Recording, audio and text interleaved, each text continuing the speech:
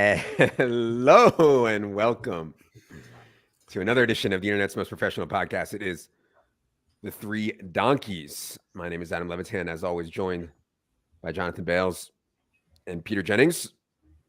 It was the first multi-game preseason slate tonight. Sorry we're a little late there. I was sweating the end of the games. Bales, how's it going? Good. Yeah, we were just talking about preseason. I was asking how much you were still firing in it. I believe I played one lineup ever in preseason. You gave it to me during racquetball.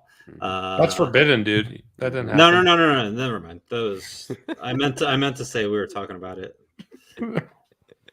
And I won a whole bunch. Yep, first place. I remember it well. Yeah. Easy game. Yep, God's game is back. Peter, how's it going?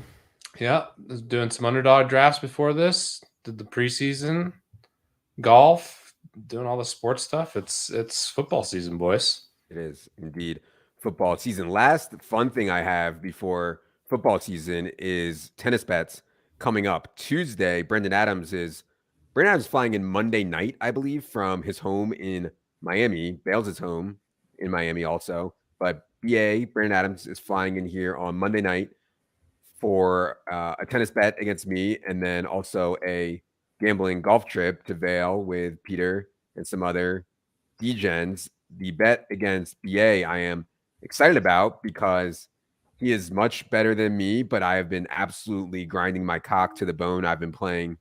What is grinding your cock to the bone mean? Oh, it's just grinding so hard. I've been playing 3 times a week. I've often been playing at like 7 a.m. I've been playing in the middle of the day, in the middle of the heat at times, like 90 degrees, playing for 2.5 hour sessions. My fitness is way better than it's been in the past, I think. And I just think I'm going to play well, and I'm excited about it. So I'm excited for the match. I have $3K to win, $12K to win straight up against BA, and then we have some bonuses. I can win another $2K if I'm able to get to 9 games. If he holds me to 4 games or less, 1 in the match, he gets $2K. And by the way, this is the best of 5 set, full blown grind. You guys are absolutely insane. Imagine booking a 5-set tennis match. This is all heart. See, nobody else out there would play with this kind of heart. This is best of 5 sets. Nadal versus Federer on the clay. It's going to be amazing. No, it's actually hardcore inside, so way different, but still. I'm excited about it, man. You guys know me. I nothing I like more than a good athletic challenge and a good tennis bet. And I think this one is fair, unlike the ones that we've done with Bales in the past. This one is fair. I know, Peter, I think you got some action in this match. I certainly don't think that the price I got, the 4-1 price I got, was the right price. BA is certainly way better than me, but I think, Peter, you got some action also. Yeah, I originally was going to bet Brandon, but after watching you play, I was pretty impressed. The only action I have so far is minuscule. I have action on you not getting bageled, 10-1, and you know about the retirement. You have to retire 6-0, 3-0, or something like that. Do you know about this retirement deal? I did not. No, I didn't. Yeah. We didn't have. I didn't hear about any retirement clause. Once the match started, I figured if I retire, I just lose everything. But ours. And maybe do you have action so far on the O&O bet? I do not. You should get this bet because I think it's reasonable. For us, if you retired at 6-0, 3-0 or before, we'd only owe 2K instead of we're giving 10-1 on you getting a game, 10K right. to 1K. I mean, I'd be like Bales during the push-up bet if I would die before I retired. It'd have to be like a really bad injury for me. That's all. I know you wouldn't retire unless you got really hurt. Yeah. The calf thing, I've had this lingering calf thing, which I feel totally fine now. I brought up to Bass. I said got this calf thing. That calf thing. Yeah. But you seem like you're doing great, and I think it's gonna be awesome. The only person who might love these bets more than you, Levitan, I guess all the 3 of us are probably near the top, but Brandon might be the king of these prop bets. He absolutely loves them, lives for them, loves to negotiate months in advance. And the trip's going to be awesome. So hopefully you can make it up to the mountains for like half a day or a day. Yeah. More tennis. I know it's really busy, but should be a ton of fun. And this has been a trip we've done forever. Wilson won, Brandon Adams, Stephen Bass, John Aguiar comes out. There's a good crew. Empire Maker was supposed to come out, but of course he bailed. Yeah. I had a book tennis bet also booked against Empire for this week. I hurt his shoulder and texted me maybe a week or two ago and said he had to bail on the match. Hopefully we can get that rescheduled because I think that would have been a fun one. We were going to just play straight up because I think we're on a similar level. But yeah, the DGen trip in Vail definitely sounds fun. I'm going to try to make it up there as well. And yeah, honestly, like with a lot of these bets, I know Bales has talked about this before. Like even if I lose, 3,000 or 5,000 or whatever, like it's been so fun getting ready for this match. I feel in such good shape, and like I just feels good to be out there grinding. And shout out to my coach Greg, who's been playing with me 2 or 3 times a week. So it's been great. So yeah, I don't know. There's like benefits even if you lose. You know what I mean, Bales? Yeah, well, I mean, when you bet against me in the 6, 12, 18, 24, that was worth it. That was worth it. You got to watch. Yeah. History. Yeah. So the tennis thing with BI. I mean, we did we've done a mile prop bet against BA, and he's like a very shrewd negotiator. Yeah. Like, yeah.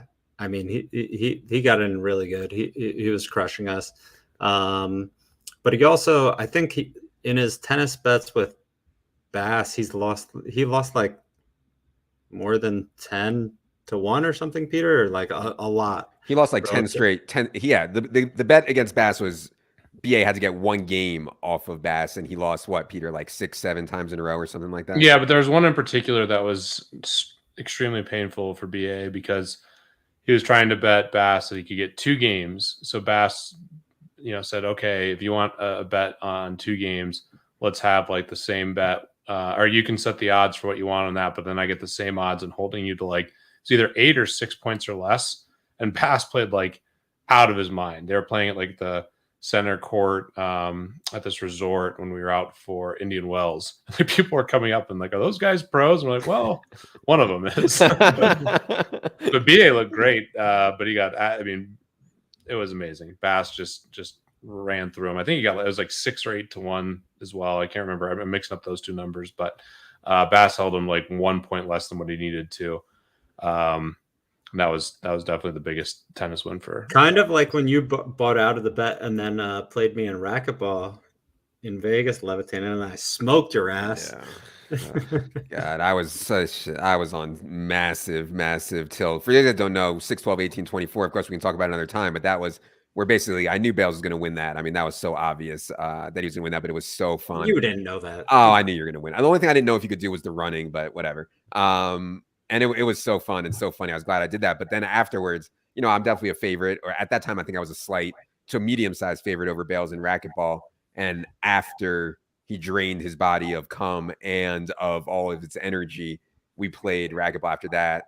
And yeah, I don't know how I lost that. That was an epic choke. It sounded like you were going to explain the challenge, but then you didn't. So those that don't know it are very confused right now.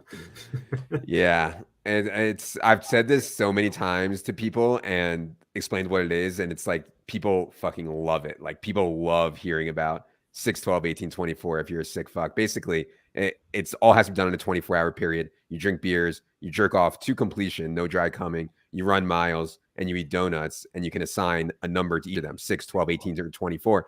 Bales did 6 miles, 12 jerks, 18 beers, and 24 donuts. So we can talk about that another time. But yeah, I mean, that was so fun, man. So fun. That was so fun. Watching Bales jerk off and losing a bunch of money to him. It was great. It was good fun, man. It was good fun for sure.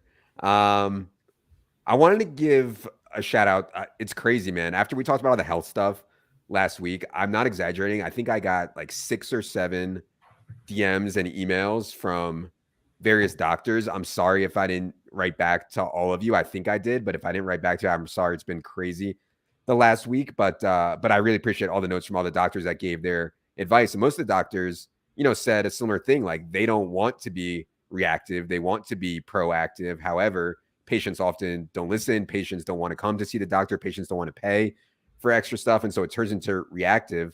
I also got a recommendation for what's called a concierge doctor, where like you pay some, relatively small fee, like $3,000 or something for the year. And you have your own personal doctor, like on call. And they're supposed to be like, hopefully more preventative and helpful to you than with just a normal GP who's like overwhelmed with a million people. So I don't know. I was appreciative of all the feedback that people got, and people were actually worried that I was going to die, which, felt good. Also, the concierge doc, Ashley and I have had one for the last couple of years, but we should chat about that. You got a specific recommendation? I do. Yes, he's actually near you. I don't want to say his name here, but he's actually near you. Yeah. Okay. I hope it's not the same guy if you didn't like him, but I guess I never even heard of a concierge doctor. Yeah, it's like you basically hire a personal doctor. You still have to pay it still runs through your insurance and everything. You just pay like a retainer for the whole year for him. And how much is that roughly? I think that I was told $3,000 a year. And you're getting like top doctors in your city? I mean, you get one doctor who sees you, and then if something like you need to see a specialist, he refers you to a specialist, but you have a cell phone, you text them, whatever. So if you needed him at like 3 a.m., he's on call? I guess so. But I mean, he's still just like a GP, if you need to go to the hospital, you got to go to the hospital, like that's. Yeah. But anyways, I don't know too much about it, but I'm looking into it. But again, very, very appreciative of everybody who wrote in. That was super nice. And yeah, definitely going to take away a bunch of stuff from the health stuff.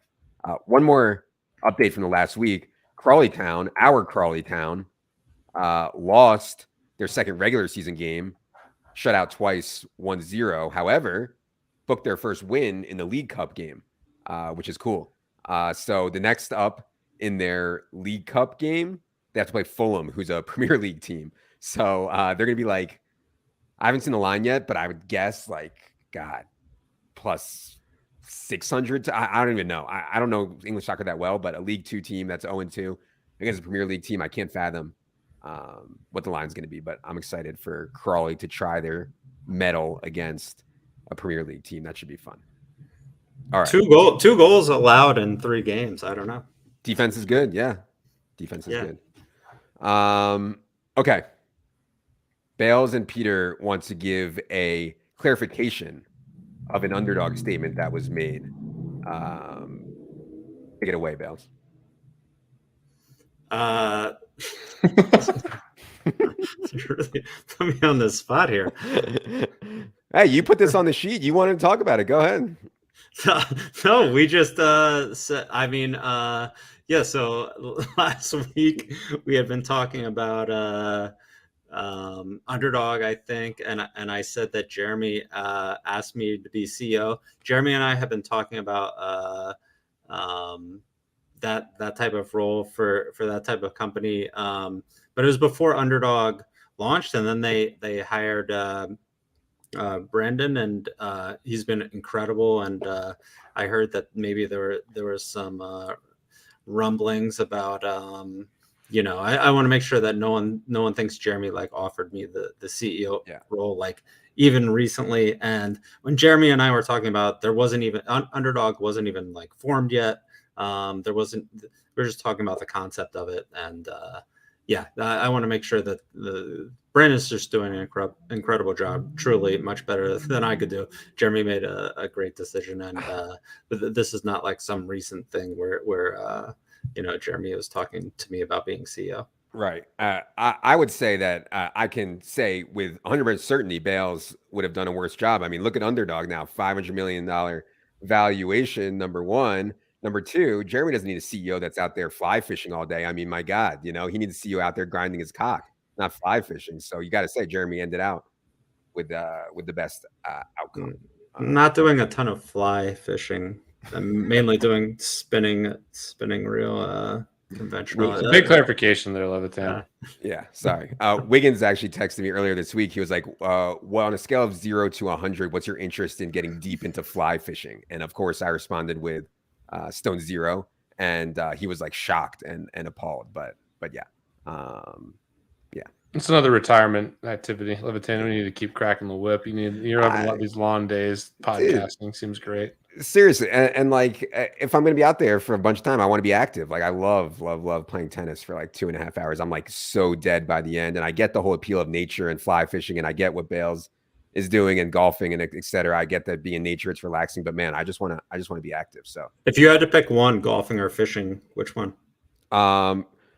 I've never really been fishing, honestly, actual fishing. I went deep sea fishing when I was at a wedding in Mexico, and it was actually really rough out there to the point where Lauren was throwing up and a couple other people on the boat were throwing up. But we caught some barracuda. Yeah, that's cool. Not. I don't like that fishing too much. Yeah, it's all right.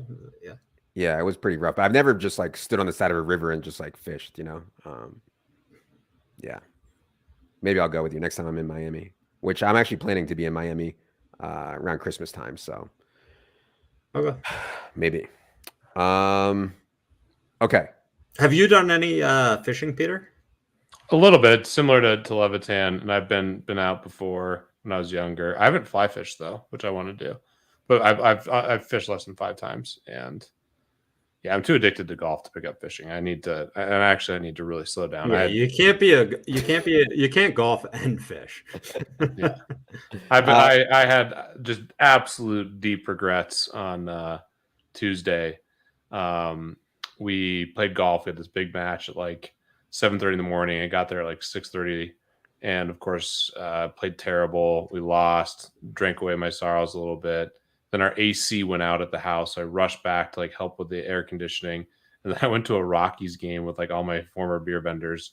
Had way too much to drink, and that was my realization when I woke up the next morning that I need to get my ass in gear. So, need to slow down on the golf. But yeah, now I have another degenerate trip coming up, so it probably won't happen. But man, I felt really shitty on Wednesday. Oh, God. Mitch wants to know, Bales, what hurt more after 6, 12, 18, 24, your balls or your stomach? I mean, it is a lot of jerking off, I got to say. My stomach. The jack-offs were no problem, as I predicted. Yeah. I did 11 the first 6 hours or something. Yeah. What Bales did, Levitan, that I realize now is he had like he would get like the partial, he would get, the part, not the full blown load. He'd do the partial. He was like saving, Is that true, Bales? Are you even capable of half coming? That sounds like it hurts. Oh, I can half come. Bales is the king. Remember, keep him. He's got it all. He's got all the tricks. Yeah, exactly. Half come. I could 1/16 of a come. Exactly. No, I was mostly full coming, but there were a couple that were. I mean, I remember the fourth one. Friedman he laughed when he picked it up. So outrageous that Friedman verified all of those. Shout out to Friedman. Yeah, I love Friedman too, man. That was all time. Okay. This Tiffany's thing. So obviously we've all like the only NFT that I really ever was into was Zed and CryptoPunks. CryptoPunks recently announced some Tiffany's thing. I didn't go through with it. Peter, do you want to explain exactly what this was? And did you do the Tiffany's CryptoPunk bracelet? Yeah, so Tiffany's basically created Punk's jewelry they sold 250 passes where you basically can leverage a CryptoPunk to get a Tiffany's bracelet with the Punk as well as a Tiffany's NFT. Yeah, it's been kind of interesting to watch. They're expensive. They're 30 ETH. They've traded kind of between like low to mid 20s up to 30 ETH. I don't know. It's very speculative, but I think it is cool to see a big brand like Tiffany's embrace punks. I mean, from my view, it's really cool. And yeah, I think long term, there's a chance that the Tiffany's NFT, the bracelet, and a punk could be worth a lot together. But yeah, Bales, go. I know you're paying attention to this as well, and I believe you're going to do one as well. It's actually cool to get something physical. I mean, that's just my take. Like getting an actual physical thing is actually pretty cool. Maybe that's a boomer take, but yeah, I thought that was cool. Anyways, go ahead, Bales. Oh, BA just texted me right now. We're talking about Rainmakers. Yeah, my thinking. There's a lot of variables, I guess, or a few variables with the Tiffany's thing. My thinking was that I thought that there was a decent chance that because of the scarcity, that if you just got one, you could maybe resell it higher on secondary, and that hasn't been the case. So I was completely wrong on that, and yeah, that threw off the math for me. So yeah, I think it'd be sweet to get the necklace. I think there's some chance that maybe, I don't know. Hopefully, I believe the person that's running the Tiffany's thing is like pretty ingrained in Web3, and maybe they hopefully they keep this scarce. And this is like, that there's only ever going to be one edition of this, the 250, and maybe they're airdropping things to the NFT holders in the future, and then it could be worth it. But right now, in terms of just like the necklace and the NFT. Probably not. So I was kind of I kind of thought that the price of it will go up, but I still think it's a really sweet thing, and there is some chance that it's like looked back upon as the sort of merger between like the physical and digital worlds, and becomes valuable in the same way that punks are because they were the first NFT on Ethereum type of thing. Yeah, that is cool for sure. Yeah, I like that one. Speaking of what's going on with crypto and markets, Peter, I mean, my God, Ethereum is ripping. I mean, up almost, I think, 100% over the last, I don't know, month and a half, 2 months. Stocks have obviously bounced as well. I haven't really been following closely what's going on because, like I've said before, I'm not really a trader. I'll check back in 10 years and see how everything's doing. But any takes on this rip of both crypto and stocks? I mean, I guess the stocks aren't ripping as hard as crypto, but definitely Ethereum's been ripping. You're on mute, Peter. Rookie move. Classic rookie move. It's interesting. I mean, Ethereum has this big merge that I think a lot of people are pretty bullish on. We'll see what ends up coming from that. I'd love to hear Bales' perspective. I'm not technical enough to like fully explain it, but I do think it's interesting. And obviously the price action on Ethereum has been super, super strong. So it sounds like the merge is set for approximately September 15th through the 16th. And the big move, just from like a broad term, there's, Vitalik and other people will go into more detail if you're looking for content on this, but it's going from proof of work to proof of stake. And from a scalability perspective, I think people are pretty excited about that. From a transaction cost perspective, I think people are excited. So that's one big thing. And then broadly, I think it's, the other factor is just risk on is really traded up. Growth stocks have had a really good stretch here. We just had like the first inflation print that wasn't like really, really hot. Still 8.5%, but month over month, it was basically unchanged. So risk on assets have done well because I think people are anticipating a more dovish pivot from the Fed.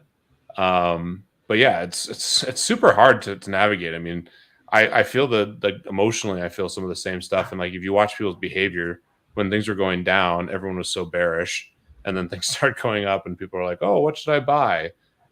So people are always like I just from following people on Twitter and seeing other things, people are like, oh, I'm selling right now. And then they're all buying again as things go up. So classic human behavior. I don't know if this is a bear market rally or the start of a new bull market, but there's still plenty of things to be concerned about. Bales, what are your thoughts specifically on the merge and Ethereum long term? Yeah, all of that is really interesting because, whether or not something has value is in large part due to what other people think. So, like, if we treat the merge like, Bitcoin halving or something, I've seen in the past people will say like, oh, well, when Bitcoin halves, then this happens to the price and people act like this, whatever. But that's just what happened in the past. And then people will adjust for that. And so in the future, maybe the halving or the merge is already priced in. Like, how do we know if it's already priced in, or if people, how do you know if you're like early, basically on the things that you're considering versus other people? It's not really like all of these different macro factors and all of the different inputs, I guess, that go into determining something's value matter, but then it also matters what other people think. And you have to consider like, what reason should I have to think that I have an edge over someone else? And when it comes to ETH, I don't know what percentage of that is already priced in. What do you think?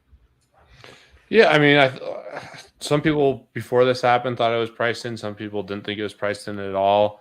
It could be a sell the news situation. I mean, it's kind of the perfect timing in terms of like, risk on trading better, and it's a couple weeks out or a month out, I guess, at this point.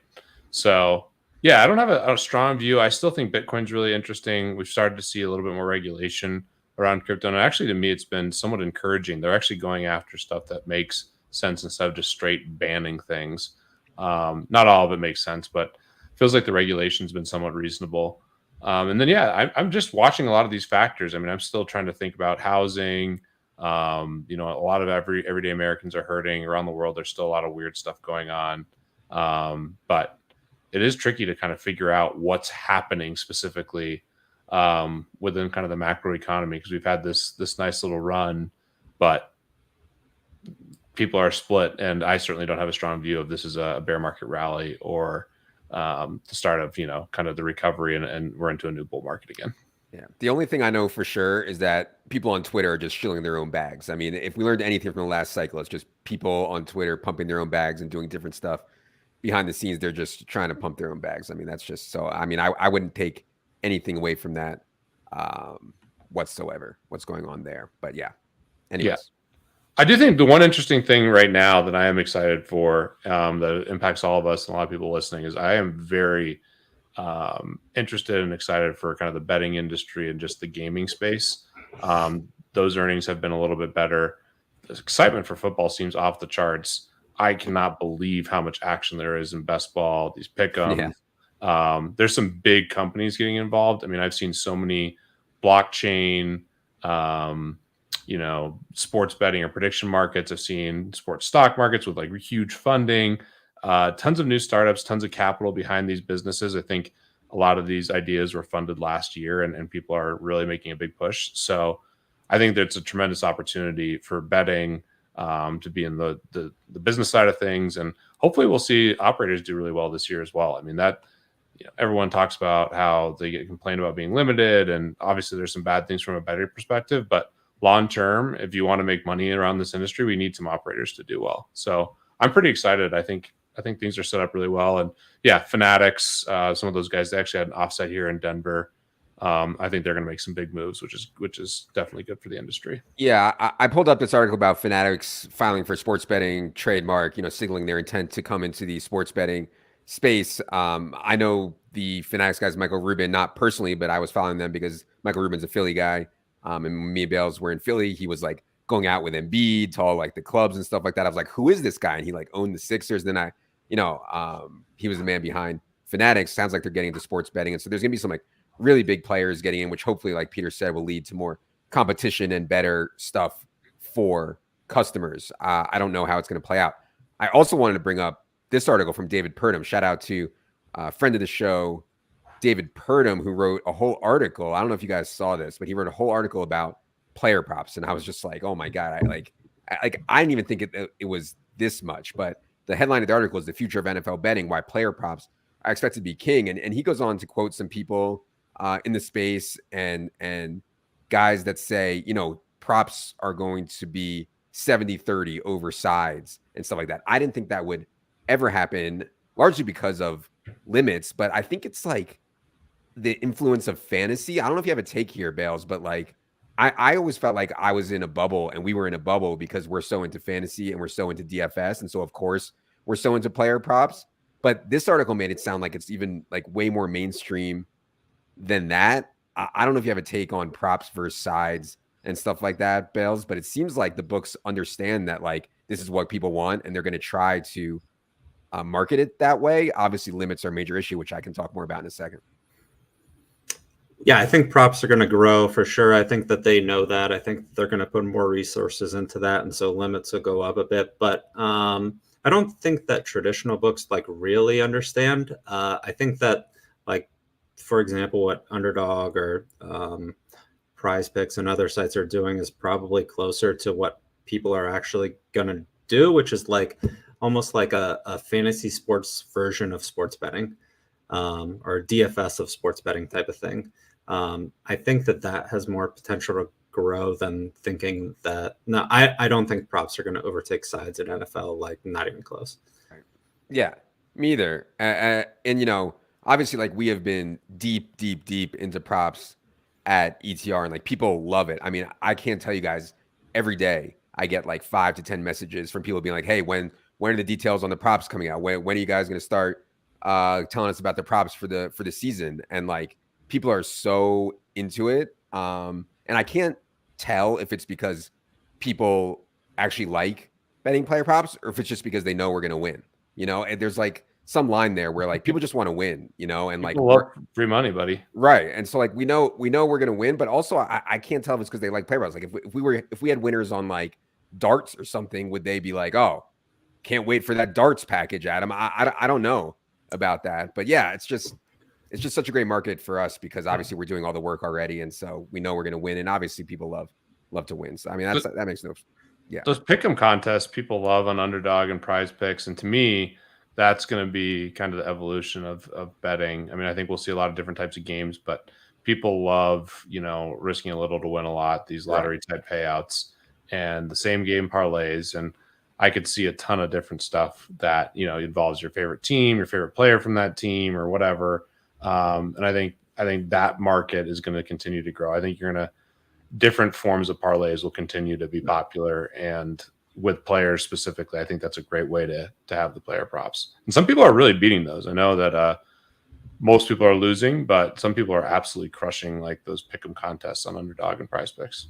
Yeah. If you have like DFS GPP style payouts and traditional sports betting, like binary, like pick this, like a fantasy sports lineup type of thing with sports betting outcomes. That was phrased that really weird, but I think that's probably the future. Yeah. The appetite for risking a little to win a lot is just absolutely insatiable. People don't mind getting in bad with 16% rake and knowing they have a losing expectation, as long as they think that there's some chance, even if they know it's infinitesimally small, they can turn $20 into $1 million. And I totally get it. I do totally get it. It's not the style I like to gamble along those lines, but I totally get it. And yeah, I think gamifying it like that, like Peter and Bale said, makes a lot of sense. Yeah. Imagine you're watching like Sunday Night Football or Monday Night Football, and it's just like you're betting on the next play. You're betting on, certain players to go over under. And if you get everything right and, no one else in the field gets everything right, you win a bunch of money. Like that's going to definitely be a huge thing. Simple Bet's doing some really interesting stuff. And I hope player props are big because I think it's good for the NFL. Fantasy is obviously a huge part of American society. And I think, unlike the European markets, these other markets, it's like something that people love to bet on. So hopefully I don't think just like where player props are now, like that specific market, it's not a great thing for the operators, but if they can come up with other games that are lottery type payouts with player props, that should be huge. Yep. I wanted to bring up this Jake Paul story real quick. I don't know if you guys saw this. So I kind of just glossed over it. Jake Paul's new sports betting business raised $50 million. I watched his like 2-minute hype video, and he actually got the tattoo of his new company's like logo on his leg. I glossed over it because I was just like, this guy is just not a serious business guy in the sports betting space. It's not going to be a real deal type of thing. I don't know if you guys had any reaction to this. I think the play that a lot of these like celebrity stuff goes for is like, hey, we'll get somebody famous, an influencer like Dan Bilzerian or Jake Paul, and we'll put his name on top of a sports book, and we'll get a bunch of sports bettors that are idiots that follow them, and we'll make a bunch of money. I don't know if that's the plan here, but it just seems like that this is not the kind of thing that works, but I don't really have any idea. I didn't really look into it too close. We didn't talk about this at all, and this is very funny because this is my friend Joey Levy's company. He started Simple Bet and is now starting Better. And I'm going to the launch party tomorrow. Oh shit! Here in Miami. Yeah, I think Joey's amazing. I think Jake is like he's not like Floyd Mayweather. I think he's really, really sharp actually. I don't even know anything about him, so I really shouldn't say, but yeah.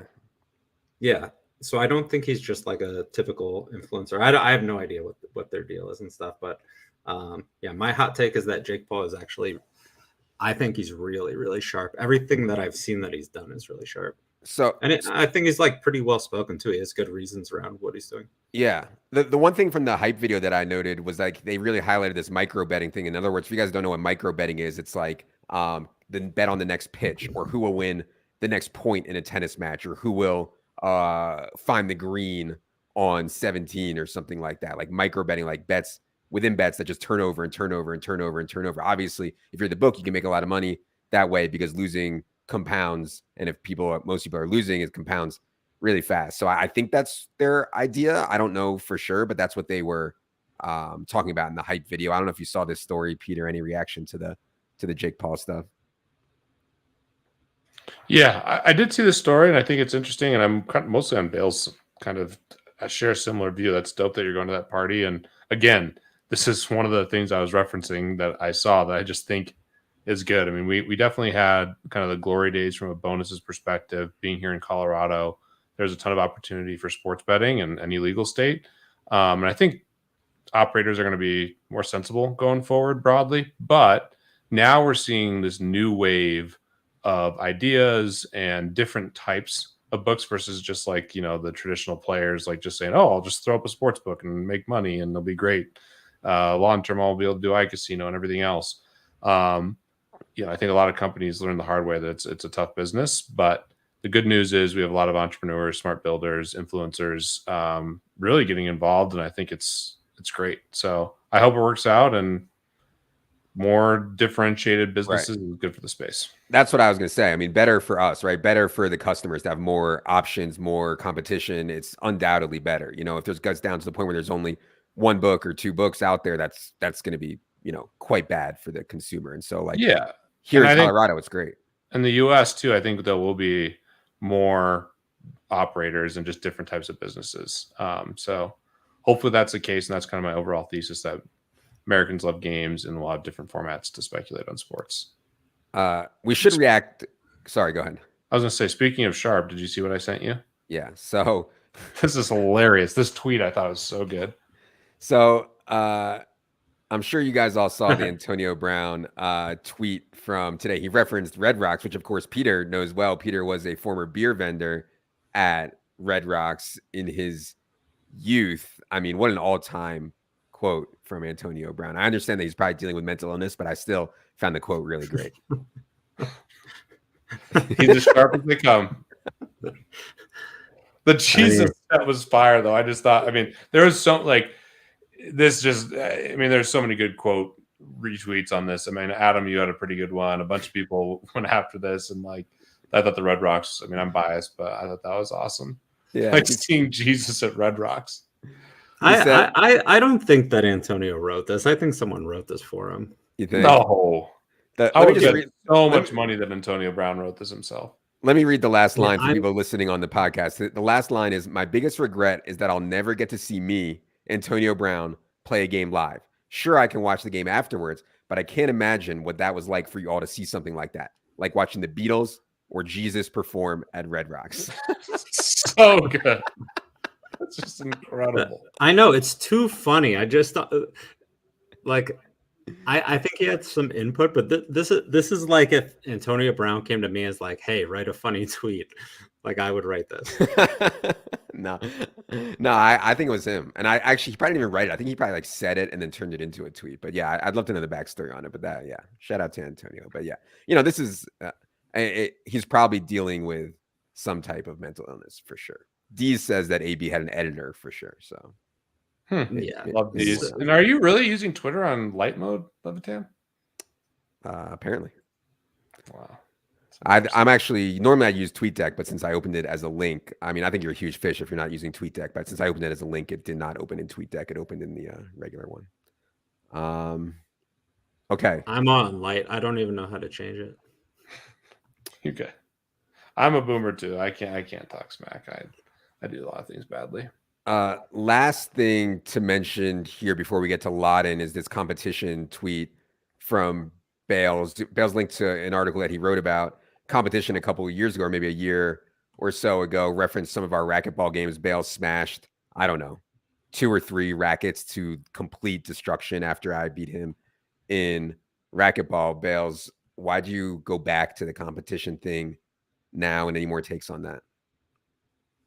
I had seen this interview with Brian Pellegrino, who I think more people know Pellegrino now, but maybe not as many as people should. I think he's one of the smartest people I ever met.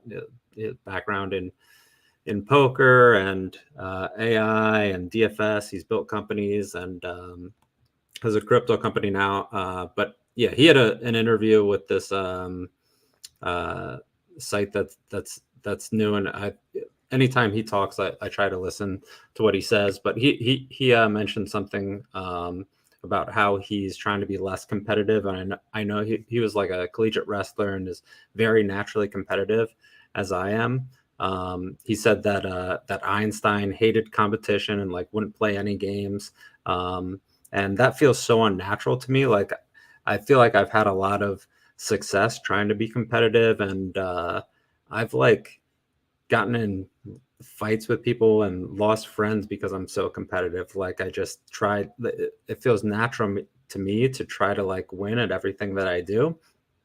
And yeah, when we were playing racquetball, you know, I did break a few rackets along the way. But the strategy that you play in racquetball, like the way that I played you was not the way that you should play, probably, if you're trying to be the best player that you could possibly be. And the impetus for the article that I wrote was someone sent me these videos on speedrunning, which is like trying to finish video games in the fastest time possible. And you have to be really good at video games, obviously, but to be the best in speedrunning, you have to like find out some weird thing about the game that no one else knows, which means you can't just try to like optimize everything you do to race through the courses as fast as possible. You have to sort of go off the normal path and explore and do things in a weird way. And yeah, I think that to become like being competitive and trying to do things the way that other people do and just doing it better than them and practicing that is a good way to become good or really great at something. But to become the best at something, you have to do things completely differently from other people. You have to be able to do that too, but you also need to be able to explore and be creative and sort of come up with your own solutions to things. And that, yeah, the Pellegrino interview reminded me of that, and that article that I wrote. And yeah, I find it interesting that the top people in the world, I think, they're not that concerned with competition, and they're just sort of doing their own thing. Yeah. The hard part for me is sometimes I'll have like what I think are original ideas or just like original takes on various things from betting or players or life or whatever. It's hard to have confidence in it when you're like on an island alone. And I think Bales does a good job of having confidence in it, even when no one else in the world thinks that he's right. And Pellegrino does also. Like that's the hardest thing to do, right? Bales, like be contrarian and be right. I don't know if that's what you're getting at here, but like to me, that's like something that sticks with me. There's been times in the past where I just wish that I stuck with my gut in the face of everybody being like, "What are you talking about?" Yeah, I mean, there's certainly the more right you are, and the fewer people that agree, the greater the payoffs. And so there's an obvious advantage to that. But no, I don't know. Maybe that's like an innate thing. Like I just don't even really consider what other people think in terms of like how confident I am in what I'm thinking. Maybe in some way, I guess, but I don't know. It just doesn't cross my mind to think about that too much. Sure. Yeah.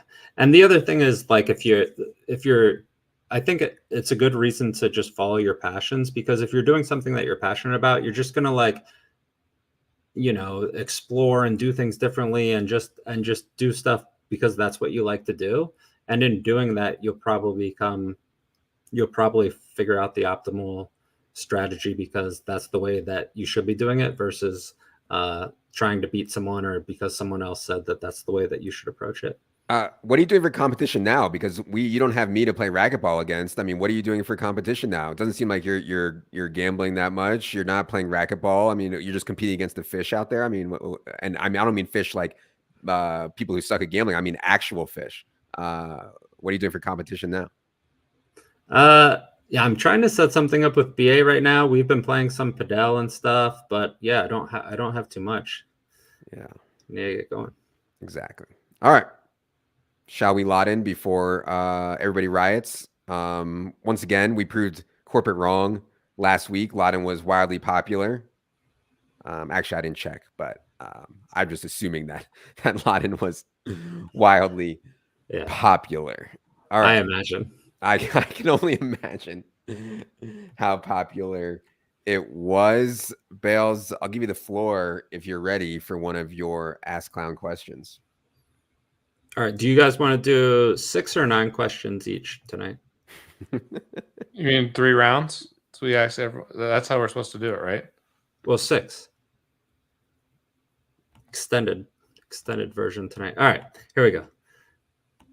I'll start with you, Levy. If gravity weren't a factor, how long would it take you to drive a car to outer space, traveling a consistent 60 miles per hour? So there's no gravity. You just need to drive a car. You can drive it straight up into the atmosphere. Mm-hmm. Which part of the atmosphere? You're just going like perpendicular to Earth's surface. Yeah, how long until you get? Remember Bezos and like Elon and all these guys were fighting about like, oh, the rocket got to this part of the atmosphere, not this part. I mean, I'm not. Totally how long until you reach no gravitational pull, where you just sort of, you're outside of Earth's gravitational pull. Okay. Because there's different layers. Like if you got it, like I believe you have to travel 25,200 miles per hour or something to outrun Earth's like escape velocity. So if you went like 24,000 miles an hour, you'd like sort of bend, and so you need to whatever. If you could just to get to the point that you completely reach Earth's escape velocity, you're in outer space, and you're traveling 60 miles per hour in a car. How long would that take? No Googling. Yeah, because there's actually no Googling. Of course, but because this is a bad question because there's actually an answer, right? Like there's definitely a right answer here, right? It's not a bad question. Just don't look it up. Yeah, there's actually a right answer. Well,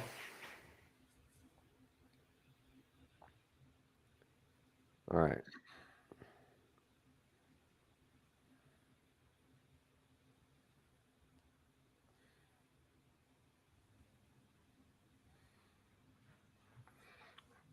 Yeah, it's hard to put myself in Levy's shoes here. I have an answer.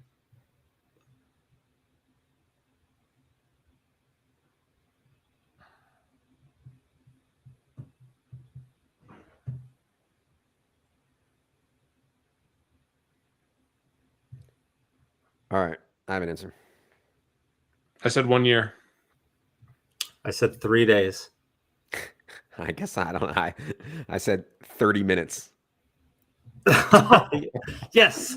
I thought you were going to go way high. I would have guessed like a week on my own. I mean, have you seen Apollo 13? They get out to the atmosphere in like no time. Yeah, he's close. Outer space is only 60 miles away. So it would take an hour. Wait, it's how many miles away? I think it's 62. Oh, well, dude, I was right on it. Exactly. I mean, yeah, it's I would have guessed close. like 7 days. I was way off. Yeah. I thought Levitan was going to go super high. No, I mean, it's I mean, I only know from the movies. Tyler, who has a NASA background, says if you ever want to come on site and tour NASA, so these types of questions are sharper, hit me up anytime. This sounds cool. Yeah, man. I like that. I would love to. That sounds great. Tyler, where are you in like Houston or something? Isn't that where NASA headquarters are? He's in Houston or Florida, probably, right? Yeah. Let us know, Ty. That would be really cool. All right, Peter, go ahead. All right, Bales.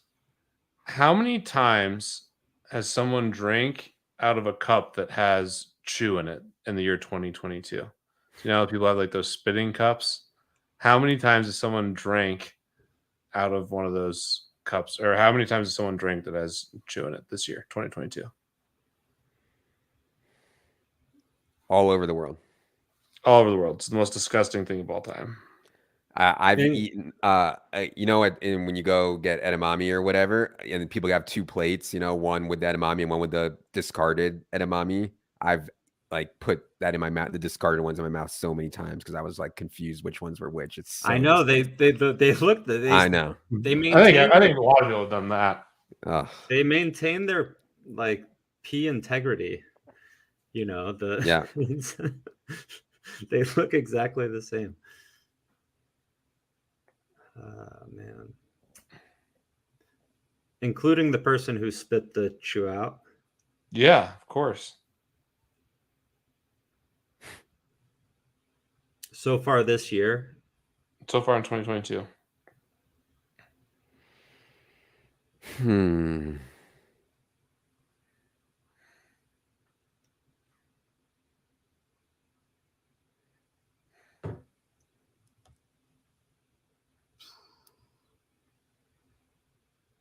All right. I have an answer. I have an answer. All right. I said 45,000. No, we're in the same range. I said 15K. 750,000. 750,000? What are you talking about? I think it's more common than that.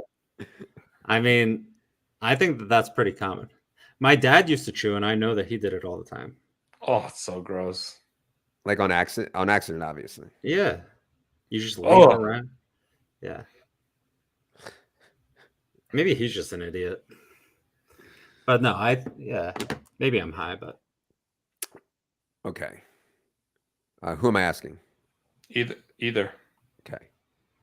For Peter, how many people in the United States use a pen and paper calendar instead of their phone? How many people in the United States are currently using pen and paper for a calendar like this? I use a pen and paper. So yeah, I keep my whole schedule here on something like this. I don't use my phone for a calendar. My God, put that up again. It's been a busy month, as you can see. Use that over like Google Calendar? Yeah, I don't trust that shit. I use this. I don't trust that shit. What about when people invite you to like events and you can just click through them on email and stuff? I write it down. When I get a Google invitation, I write it down on here. What do you photograph that every time you leave your home? Like what happens if you go out and someone's like, "Hey, could you?" Buddy, I never leave the home. Yeah, that's the key. Wow. Well, we know there's at least one.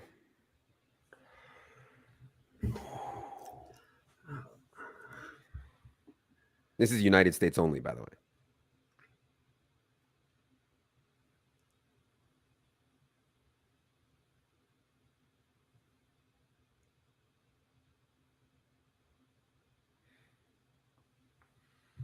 I have an answer. All right, I have an answer.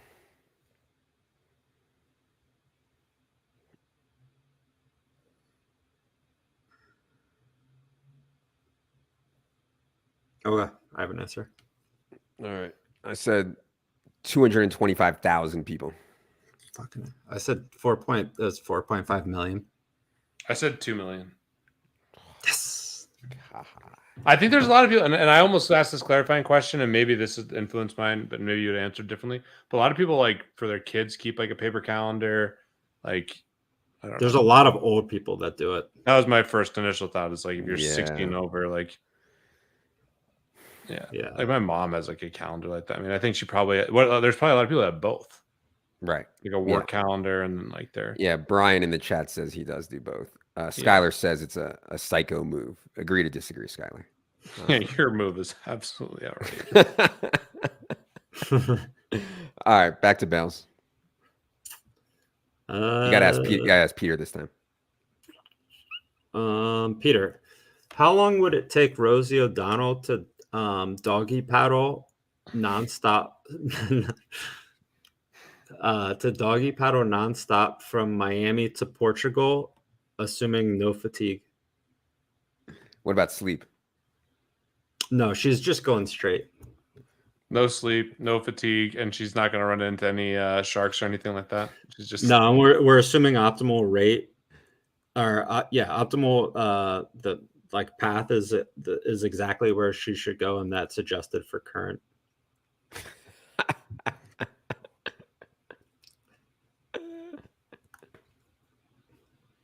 To Portugal?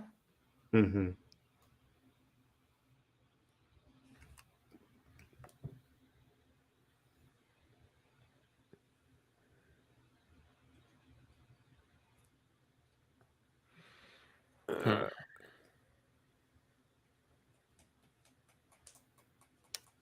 I have my answer. Doggy paddle. I have an answer.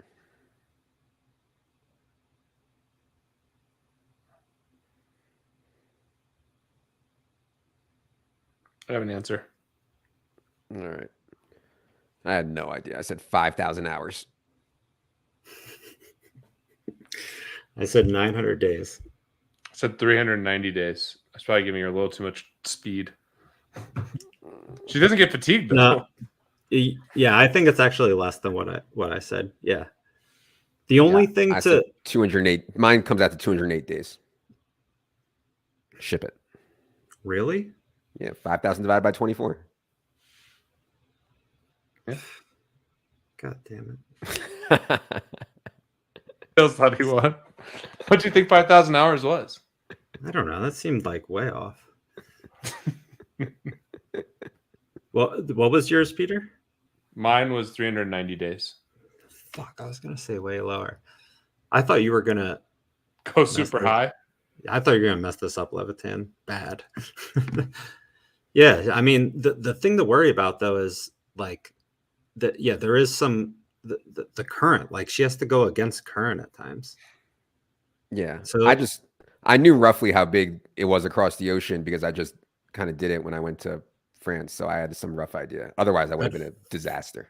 5,000 hours, she would have to go roughly. It's like 4,000 miles across, right? Probably 0.75 miles per hour or something the entire time. Yeah. I don't know. How fast can you doggy paddle? I mean, I'm like world class doggy paddle, but world class doggy paddle. Did I ask you, Levitan, or did I ask Bales? I think you asked Bales. Okay. Levitan, in the last decade, how many people have got caught watching porn by their significant other, parents, or sibling and tried to shut down the computer? That's a question. What about phone? No phone. It has to be on a computer or something like that. Desktop, like now. Desktop computer. They get caught and then they immediately try to shut it down. In the last decade? Yeah. I have a funny story. If I would have said, I almost included how many people named Mike have had this happen, but decided to go a little more broad.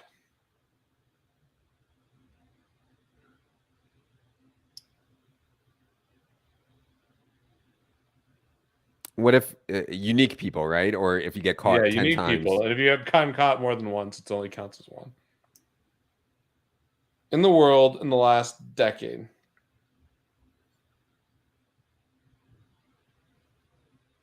And the people who have caught them are spouse, girlfriend, parents, or siblings. Boss.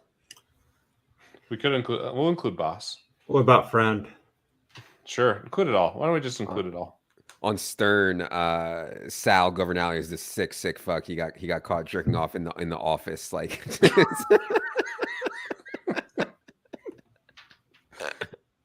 all right, we're including all that. How many unique people in the last decade? But the other key factors, they had to immediately try to shut it down. They didn't continue on. They didn't do any other behaviors. They just tried continue on. Okay. Well, that changes my answer. Yeah, exactly. Immediate shutdown. Okay, I have an answer.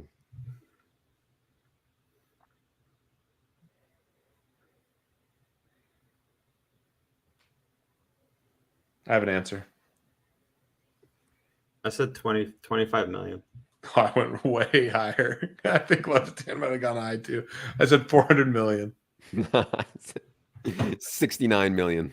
Oh, I knew to go for him. I had 100 million first too. Most people are pretty cautious about, where and when. Not many people are sick fucks like Sal. I mean, Getting caught in the office. I mean, oh my God. What a disaster that would be. Okay. Who am I asking? I think Bales. Yeah. I think so. All right. Bales. How long would it take you to eat enough pies to cover the entire surface area of the state of Colorado? And we're all asking Bales type questions now. It's great. And Bales can eat continuously. He doesn't need to use the restroom, or he has to sleep. What? No, he's just eating straight. No sleep. No shitting. Nothing. Do I get full? Does not get full. He just keeps eating. Okay. And what type of pie?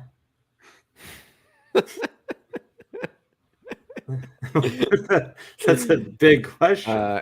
It's a peach cobbler. Very interesting. Blueberry would have been a way different answer. Well, I don't know if you guys have had shoe fly pie. It's a local Amish pie. It's very heavy. Or a rhubarb. Key lime? A key lime. That'd be a lighter pie, maybe. All right. How long would it take Bales to do this? Yes. And I'm just eating nonstop. I don't get full.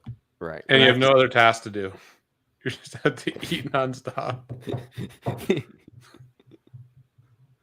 You don't gain any weight. You don't get full. You just get to eat.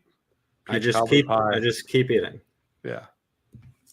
To cover the surface area of Colorado.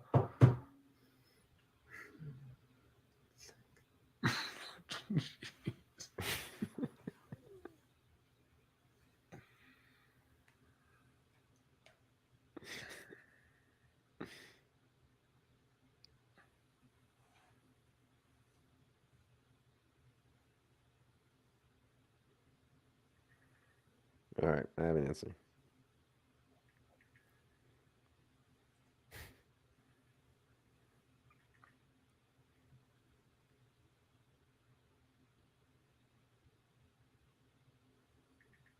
All right, I have an answer.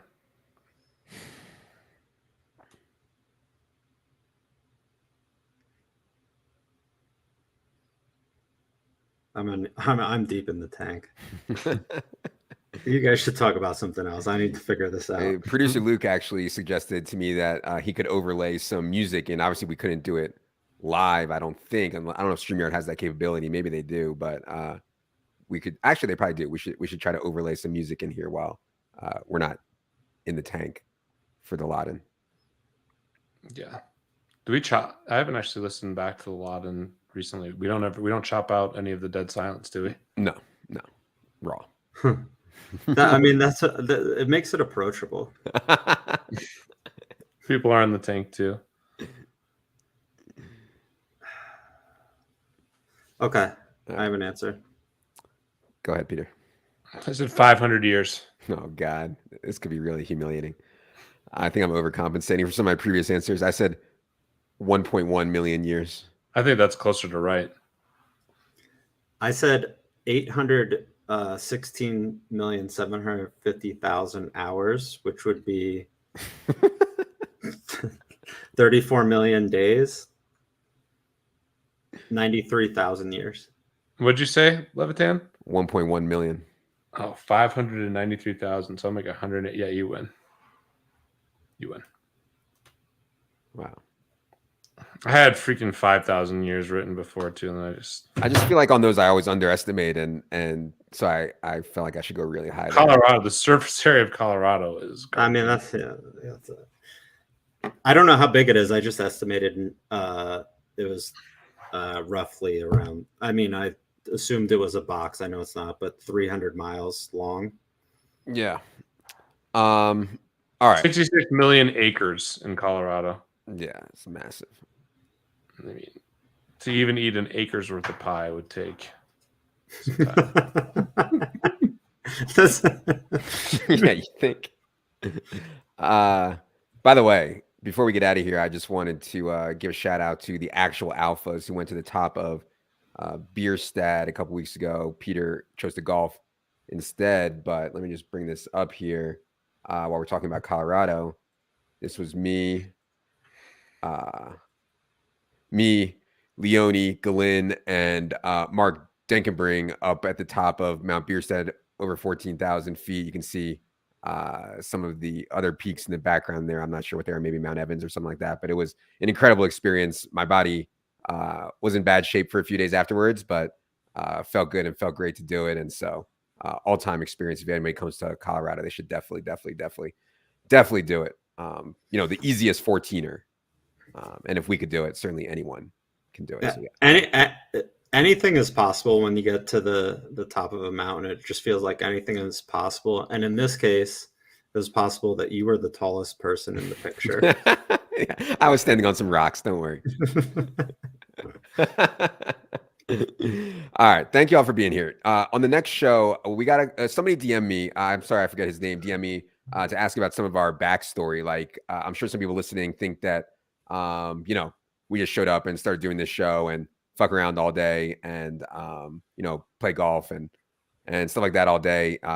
It seems like they have a good read on us. They don't realize how we kind of came up or whatever. And so we're going to address that next week. But if anybody has topics that they want us to touch on Three Donkeys, I'm talking about literally anything over. And if it's good or if we think it's interesting, we'll certainly talk about it on the show. So thanks for everybody for hanging out. We'll be back next week with another Three Donkeys. I'm actually taking a trip to, I have the tennis match we can recap next week, and then I got to go to California the week after that for a family thing, and yeah. But feel free to fire in any questions. For Bales, for Peter, I am Adam. Good luck, everybody.